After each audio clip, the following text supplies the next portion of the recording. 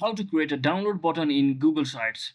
So hello guys, welcome back to my YouTube channel. In this quick tutorial, I'll be showing you how you can easily create a download button on your Google Sites. So first thing first, just open up any of your favorite browser and simply search in or head over to sites.google.com, which will open up a Google Sites, and make sure you're currently logged into your account. So as you can see, I've already created my local project over here, so you can basically create any one of these projects. And once inside here, finally, under this right section, you should see something like this. So just scroll all the way down until you see the option that is button itself. So to create any sort of button such as sign in button or sign up button or login button, as you can see, I've already created a download button over here. So let me just quickly show you how you can easily do that as well. So now from over here, right, tap on this button option over here, and you just have to provide your name as well as link for that particular button.